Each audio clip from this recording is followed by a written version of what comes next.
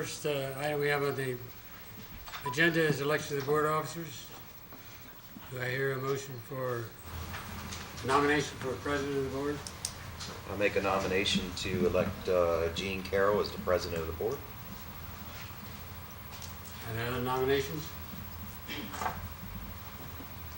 not, all in favor indicate by saying aye. Aye. Those opposed? Motion carried. All right. We need a nomination for vice president. Nominate Kelly McConkey for vice president. Any other nominations? If not, all in favor indicate by saying aye. Aye. Aye. Those opposed? Opposed. Okay. 2 officers are elected. Second item we have is redistricting committee report. Who's Kim and George and Kevin. Kevin?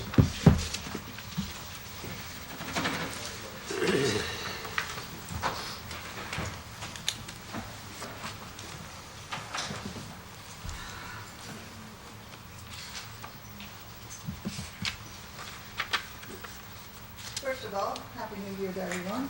Happy New Year. Happy New Year. To see each other.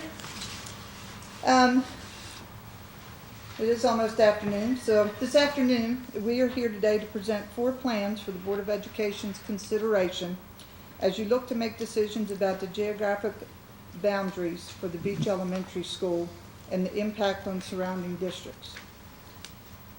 In September of this year, of 2013, Interim Superintendent Ms. Highsmith asked that a committee be seated to look over the overcrowding of Beach Elementary School and to readdress the geographical boundaries, not only for Beach Elementary, but also to include Calvert Elementary, Plum Point Elementary, Windy Hill, Mount Harmony, Sunderland, and Huntingtown Elementary. Basically, everything from the Dares Beach corridor north.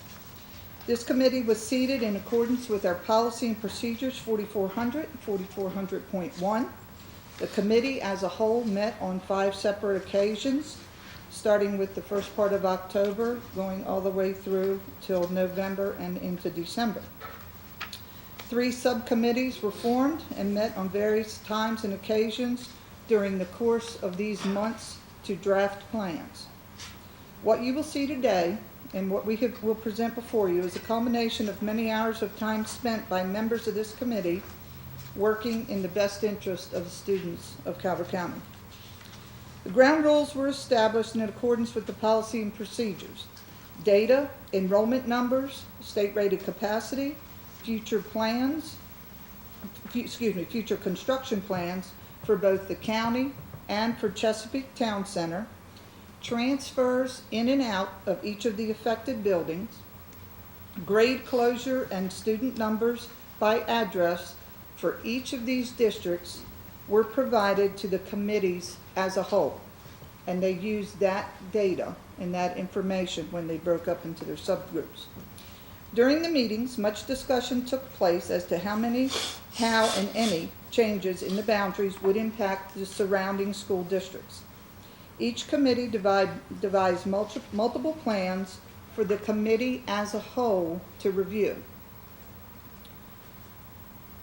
During the process, the plans were discussed as they related to the 9 factors for consideration. Information was discussed at length with regard to bus routes, additional cost, if any, additional numbers based on addresses for the new boundaries, impact to the community, and to demographics. What will be presented are 4 plans that have been vetted against all 9 factors based on the policies and procedures listed in 4400, 44.1. There was much discussion about all 4 plans within the subcommittee as well as the subcommittee as a whole. At the conclusion of this presentation, Mr. Leah will share a letter with regards to the concerns that were articulated by the citizens on the committee as they worked through the redistricting process. Who has the clicker? You want to do it? Kevin? Or one of you guys that would probably not be in our best interest for me to click. Need a technical person to do that. Sir? We need a technical person. There you go. That's it. And we'll go through each one of the boundaries, each one of the options. We'll take a look at and I'll kind of go through the numbers and explain them to you. And then certainly at the end, if you want to, if you have any questions, we'll be happy to answer those as we go through. If you look, we did list the current boundaries first. Now those are the boundaries as they are already divided. The chart at the bottom, which is present at each one of the options, lists the state-rated capacity. So for our viewing public, that is the SRC. The September 30th enrollment, which those numbers listed do include transfers because it is the September enrollment number. The projected 2014-2015 numbers as per the facilities master plan. And then the current numbers by address. And we are very fortunate, and during the course of this presentation, Mr. Hook will be able to share with you, but we're very fortunate with regard to the software that he has in transportation to be able to zero in based off of boundary lines that are drawn, or the current boundary lines, as to actually how many homes are in there and what those addresses are that would make up that district. So those numbers that are listed there are the district numbers.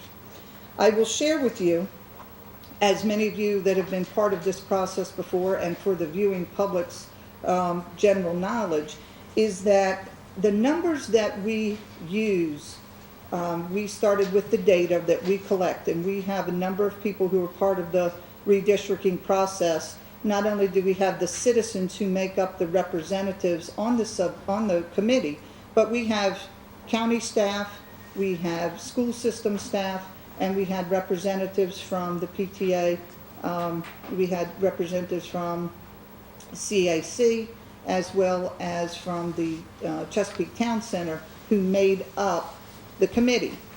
All of those individuals provide resources to the committee members in order for them to work through this process. The numbers that we use through the course of this process from the school system's perspective, the first number we use is the static number. That's that point in time that we use. So the numbers that you see for the current addresses, which are listed on that very first page, is what the numbers were as of the time that was pulled, which would have been the end of September prior to the October 3rd meeting. So that is the number in time. During the course of the process involving the creating of the boundaries, every time when meetings occur, you take a look, those numbers are updated, but we still use that September number for the current addresses as that point in time number, because the database that Kevin uses gets updated every day.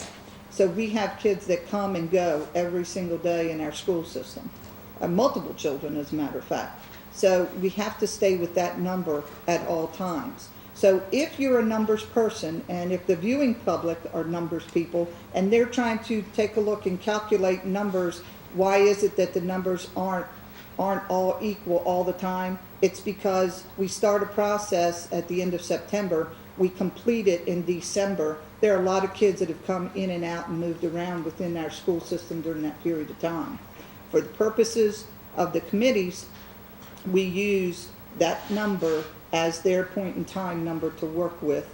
And then as they worked with us during the course of the year or those months, and we were redrawing boundaries based off of what they were looking for, then those numbers were updated, and those were good time, real-time numbers. So I just wanted to kind of explain that from the get-go, and I'll ask George and Kevin if they want to weigh in on that, because that could be somewhat confusing if people are trying to make these numbers all work out, because they won't, because you're talking about a process that started over 3 months' time.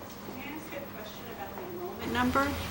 For schools that have regional programs, are those regional programs part of that enrollment count? Okay, so if those students would go to a different school from their neighborhood, but they're counted in the enrollment for the purpose of because they're there for the regional program? Yes, ma'am. Okay. Yeah. And regional programs could change their place of enrollment on a, every year. I mean, Yes. not every year, but And do all certainly they these, move around. is it just Sunderland that has regional programs on this list? Plum Point does, doesn't it? Plum Point Yeah, as well? there's several schools. I think Calvert Beach and Huntingtown are the only ones that do not have regional programs. All the other ones do have regional programs. Yeah. Did you all want to say anything about that number? You Kevin? covered it, Yeah, that's right. yeah, just the Okay. fluidity and how it changes daily Right. with withdrawals and entries to the school system. The second page, it talks about the demographic makeup at that point in time, or excuse me, the current demographic makeup when these were run.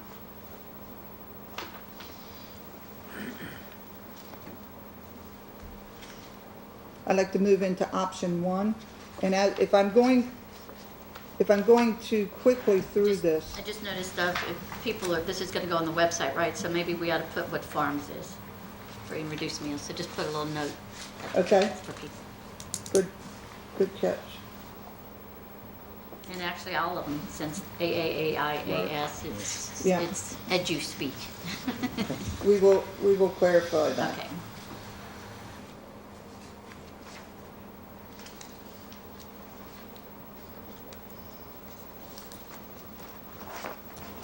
If you take a look at option one gives you the proposed boundary changes. The first page will give you what option one's numbers look like versus what the projected number look like versus the SRC and certainly the September 30th count. Within this option, things that were discussed and how this is affected is, first of all, transportation. In working with Mr. Hook, there are enough buses to be able to cover these. Doesn't mean that they won't have to reassign buses, but certainly that there are buses to make those accommodations. There will be tier changes in these plans. Students' pickup times and even drop-off times could be fluctuated by an hour. In this area, in this plan, Wilson Road from Beach Road to Plum Point would be a tier change because they would be going from Plum Point Elementary to Calvert Elementary. Locust Grove, Holiday Beach, Camp Roosevelt would be moving from Beach Elementary to Plum Point, and that would go from a third tier to a second. Richfield Station, that would move from a third tier to a second tier.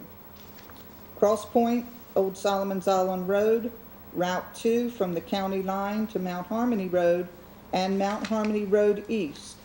They would all move from Windy Hill Elementary to Sunderland Elementary, which would be a second tier to a third tier. Stephen Reed Road, Route 24, from the Route 24 split to Pondswood Road, would be from Sunderland Elementary to Huntingtown Elementary. And Route 4 from Plum Point Road to Stokely Road, Huntingtown Elementary to Plum Point Elementary would be another third tier to a second tier change. Now, when we were trying to figure out how it would best serve our communities to really understand some of the impact of that. We really felt it was important to isolate some of these tier change so that they would understand where that impact falls. That does not mean that every single road that could have been impacted from this move is translated to this impact here. What we tried to list were the tier change impact, certainly the Stephen Reed Road from the 2-4 split down to Pondswood is a long, it's kind of a big section, so we wanted them to be aware that that was there. But we did not list every single road that would be changed.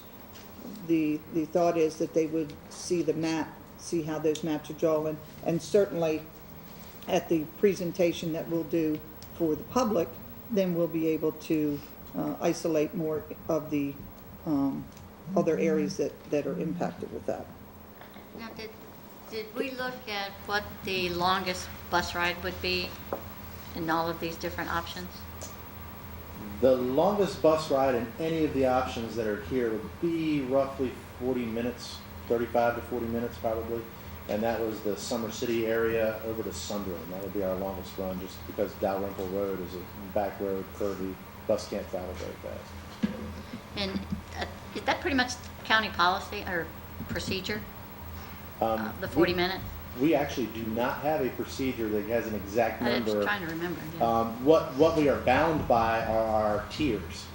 The bus has to be at its next school by a certain time, so that's where we get our timing from. There's no set time that a student can be on a bus, but we know that bus needs to be at its next school within its window, so We're therefore that's about operating 45 minutes. Three tiers, right? 3 tiers. Right.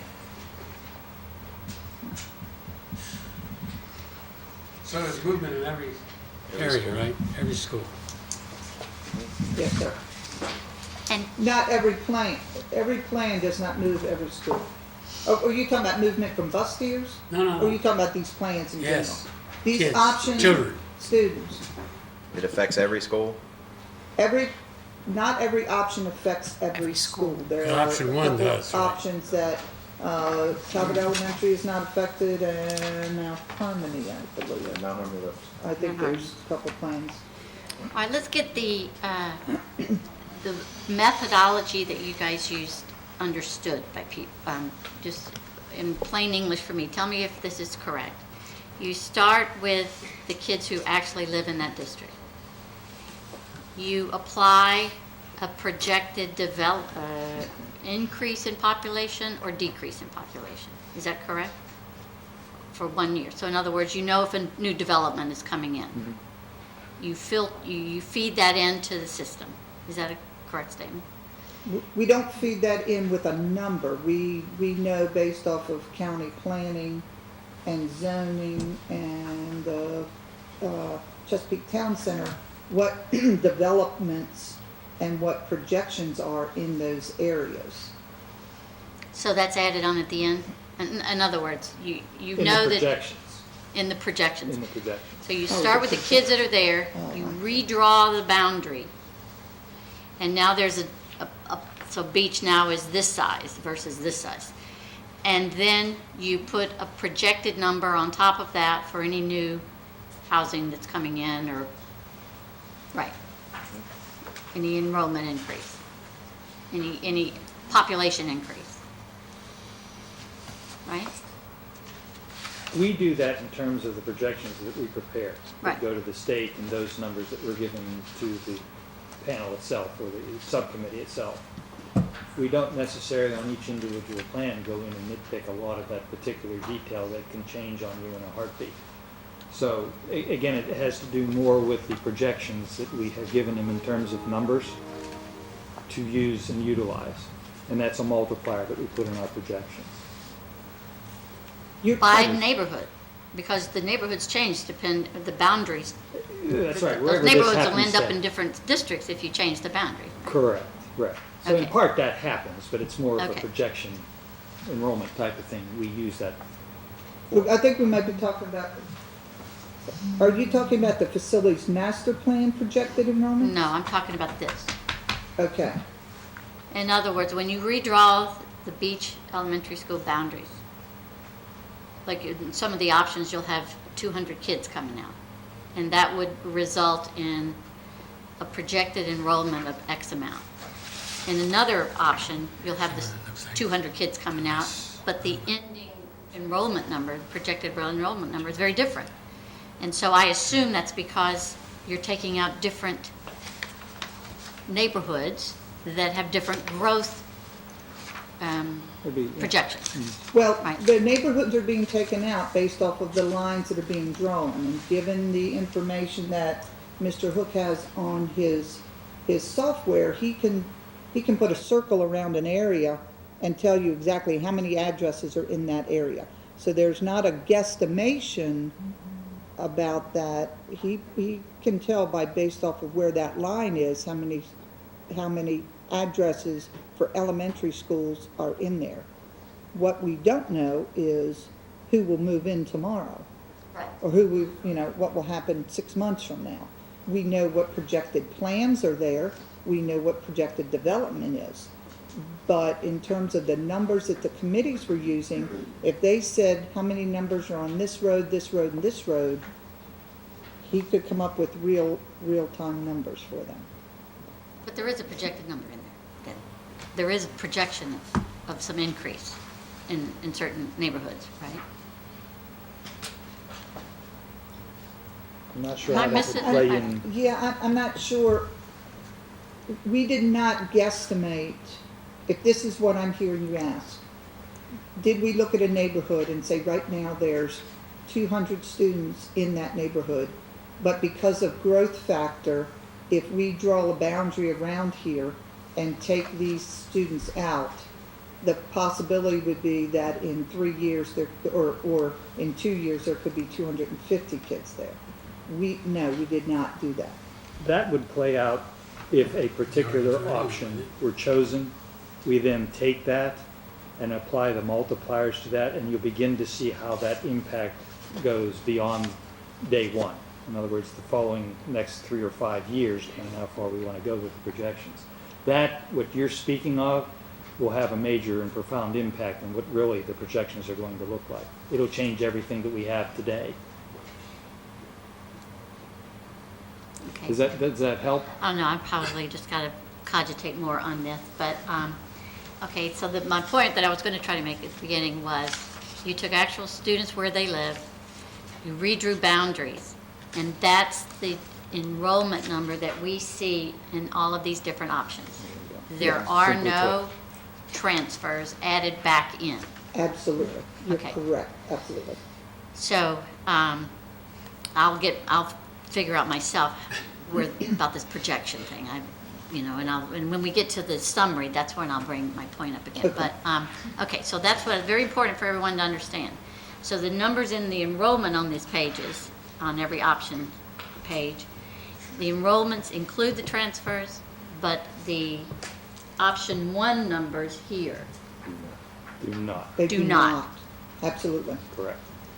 Those Okay. are students in their addresses. Those just students in the address. So in Beach's case, we've actually have a net transfer out on an annual basis Yeah. for whatever reason.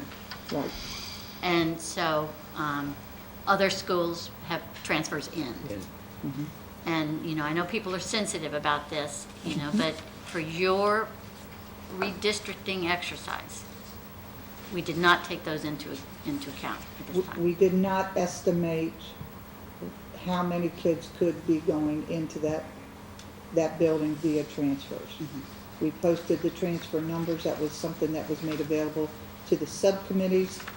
But at the end of the day, when it came down to actual lines and who was within those lines, we felt that it was more important that everybody, it's easier to look at those and defend the real numbers than guesstimate how many kids may or may not go into, because it really, when you move boundary lines, that's going to skew a lot of stuff with transfers, because who would need them before may not need them now, and vice versa.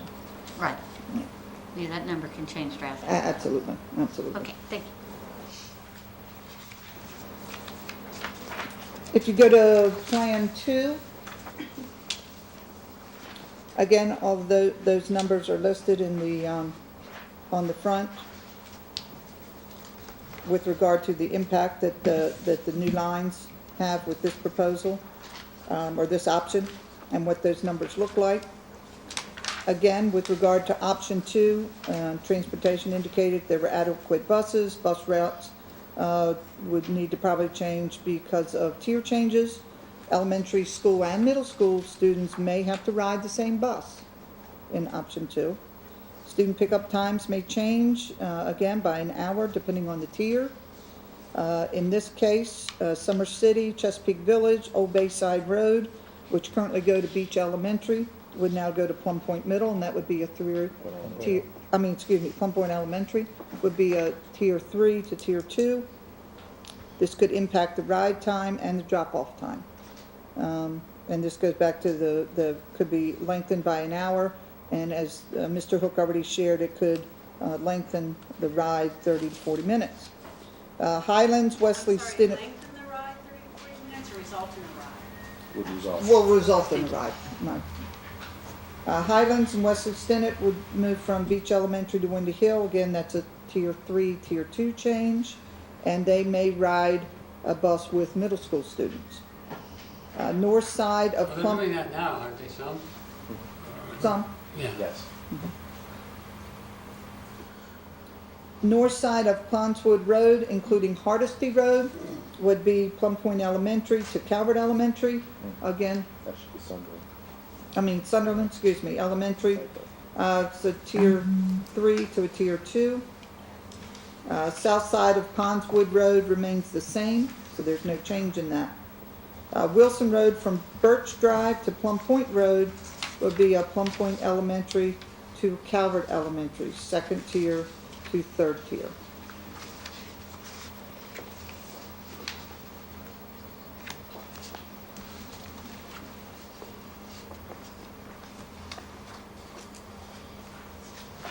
Any questions? I know it's a lot to process in. I do have a in question this- about farms. So I know that in some of our schools, farms is, specific grade levels are farms, or they were not, I don't think any of our schools are 100% farms. Like, we don't hit that threshold.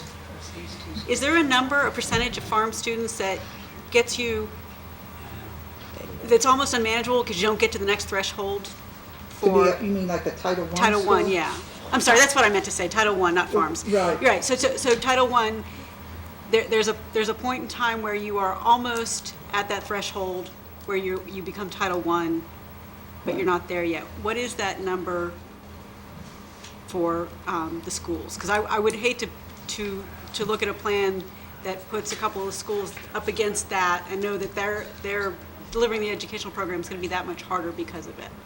I believe, and I'm, and we might want to double check with Ms. Cluen on this, Mrs. Cluen on this. But I believe when it comes to determining a Title I school, that they say you pick your top one or your two or your top three, however many it is, based off of the farm's enrollment. It's not a specific number. It's just based on whatever your county top 1, 2, 3 school is based off of the funding. And I don't know, Ms. Highsmith, if you want to elaborate, but I don't think there's a number that you have to hit. I think it's just whatever your top number of So schools. you have a certain number of farms enrollment, and then the school system decides how that is spread throughout the county. I believe it's whatever school from a Title I perspective, whatever the top 3 schools would be, top Okay, 4, good, however okay. much money they Whatever the designate. federal government guidelines are for Okay. how many schools can be determined as Title I. Okay, so This we year- can't really look at how many schools. No, get close because to- the demographics change Right, or, got it, okay. Thank you. Thank you.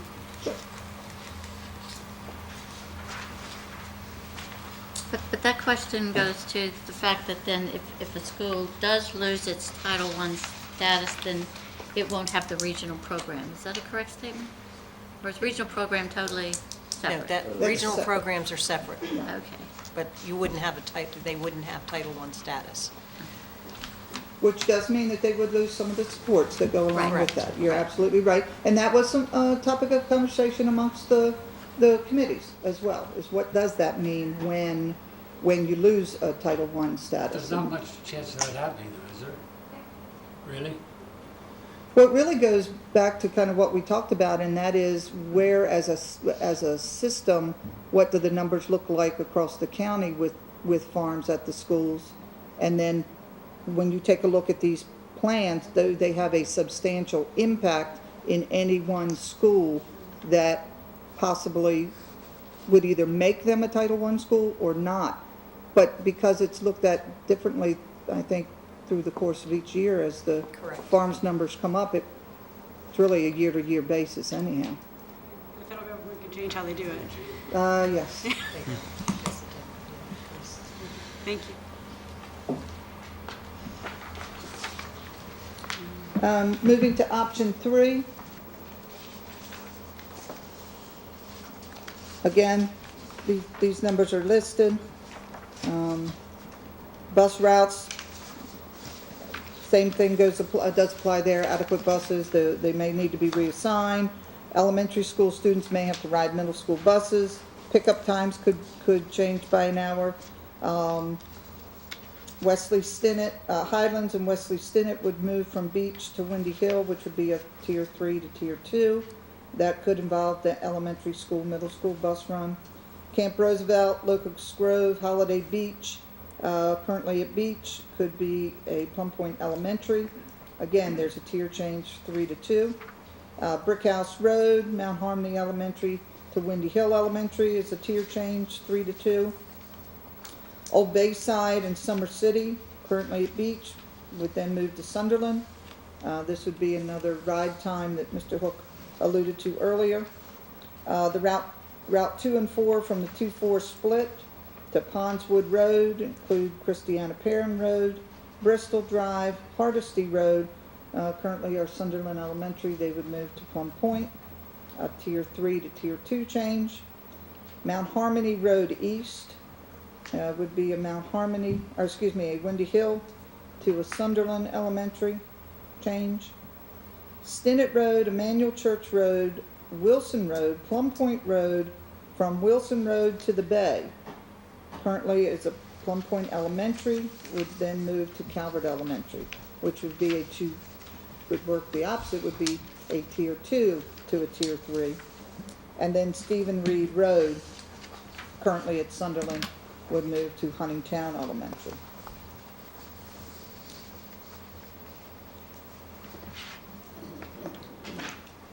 In option 4, some of the very same things still apply. Adequate buses, reassignment of routes to accommodate tier changes.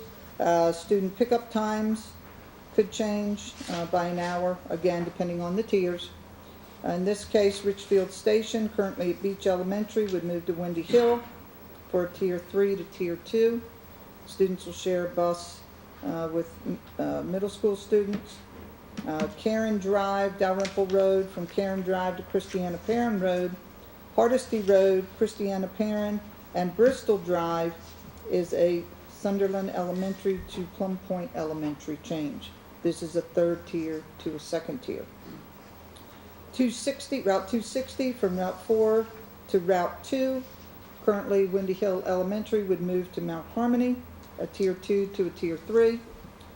Cross Point, Route 2 from the county line to Mount Harmony Road, and Mount Harmony Road East, which is Windy Hill Elementary, Sunderland Elementary, is a 2nd to a 3rd tier.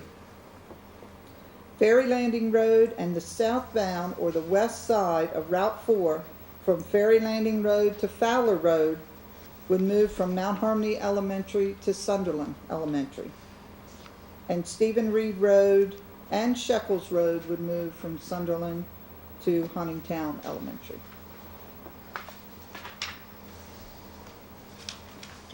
Do we have any feeling for the difficulty or the cost implications for our transportation of any of these?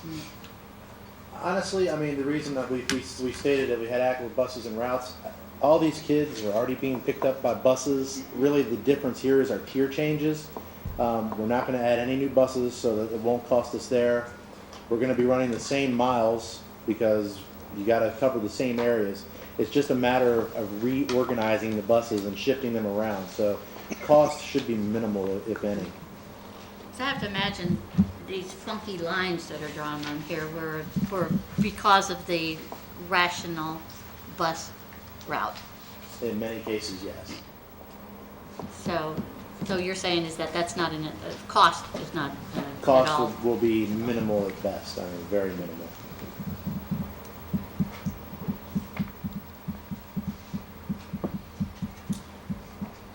It certainly isn't a simplistic situation, as I see it. No, sir. To say the least.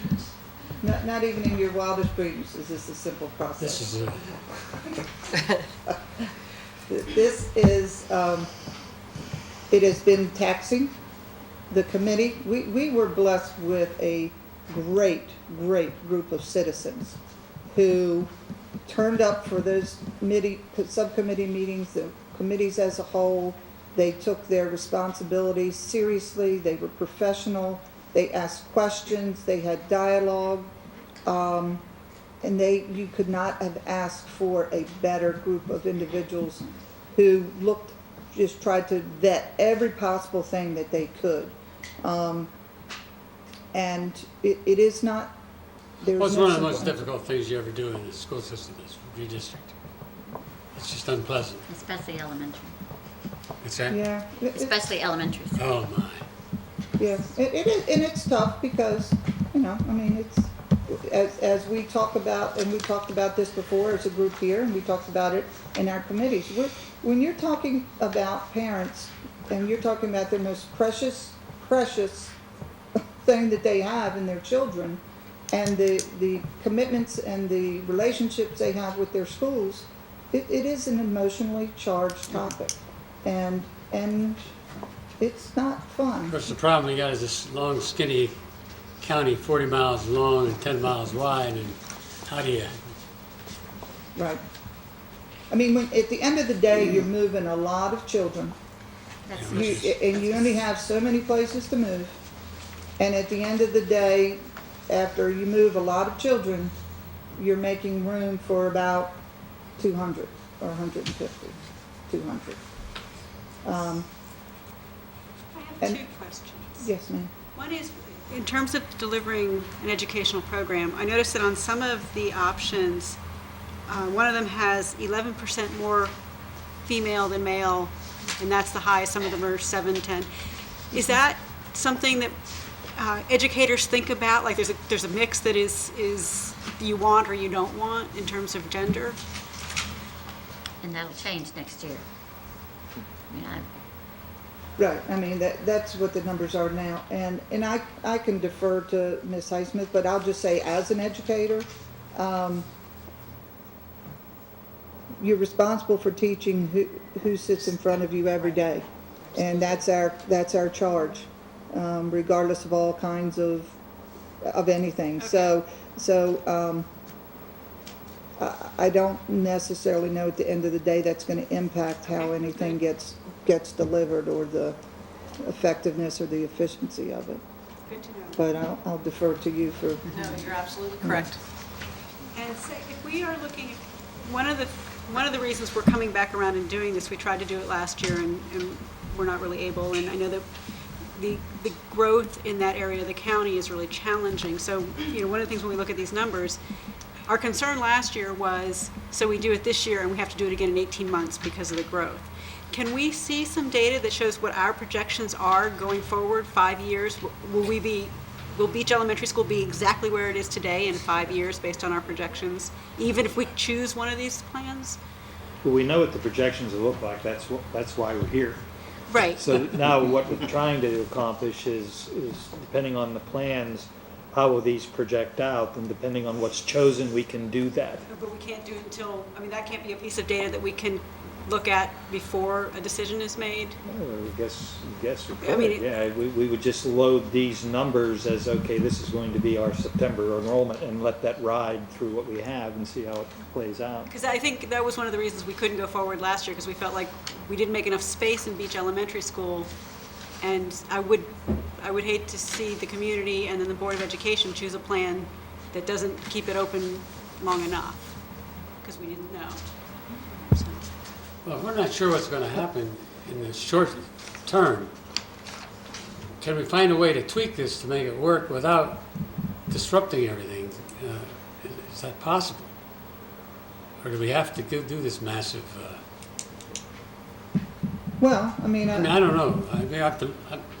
First time really looking at this hard. right. Yeah, I know that this is a lot for you guys to kind of absorb in such a short amount of time that you've had it to really do, but I think there was some discussion about some things, the last committee I know. that had been talked about.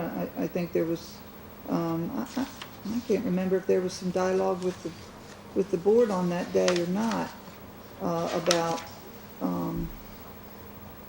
about any, what were some other things that we would look at, but I mean, aside from giving us more specific section to look at, I mean, we included the additional, two additional schools from the last one. Which means obviously you include 2 more schools, now you're taking a look at moving more people. If you narrow a focus and only look at a few schools, then you're only moving a few people, so. Right. Committee did exactly what we wanted them to do, That's a good and they job. did an excellent job.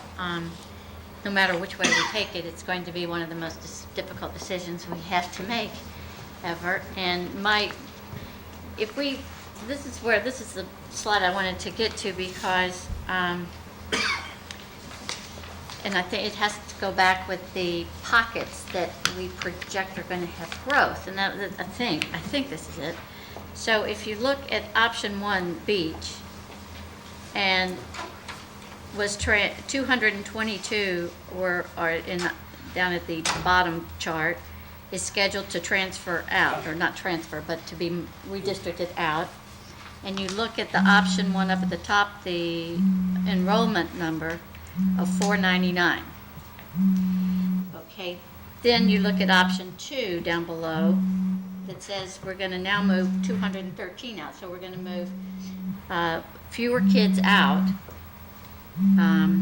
and yet the enrollment up at the top, option 2, the enrollment drops. You would think that the enrollment would go up, the student number would go up because you're moving less kids out. So that's what I'm saying. There's a change in which neighborhoods you're taking out. Is that correct? Yeah. So there is a projected growth by neighborhood in your assumptions. Is that a correct statement?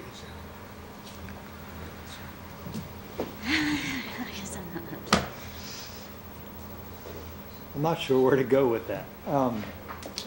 Again, it all comes to projections of enrollments where we place these multipliers in depending on what we know, which would play out if we did Ms. McGuire's thing in the out years, as she had suggested.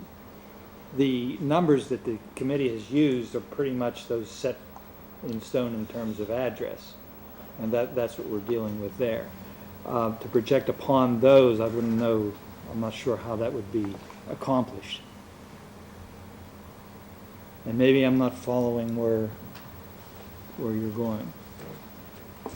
Well, if it was static and you took 222 kids out, you would have, I guess, the 499 left. And if option 2 is static, you take less kids out, but you should have more kids ending up in beach, but there's less kids. So that's, anyway, maybe we can, because I get too wrapped around the numbers, but maybe we, giving what Depends what's Tracy coming asked in. for, You're right, the math doesn't add up. but what Tracy asked for, if we could get projections by neighborhood. Oh, I see what you're saying. You're saying, Are we sure? that We might development- need to look at this one number. Kevin's thinking there might be a typo sitting right there. Are we sure about the development it's going on, 273. where it's going to occur? The Well, development. we do, based on, and we had this discussion with the committee members as they looked at it. It's not that everybody knows where the growth's going to occur. Sure. And there was considerable dialogue saying, well, if we move all of these kids, but look what's happening over here in this particular other district, if we move them all over there and this potential is here, we probably need to leave room for that. So that dialogue is always occurring. We do know essentially where development has the potential to go, just based on what the planning department in Calvert County and also those involved in Chesapeake Beach provided to us. There are political things, annexation, so on and so forth, that could cause growth to very much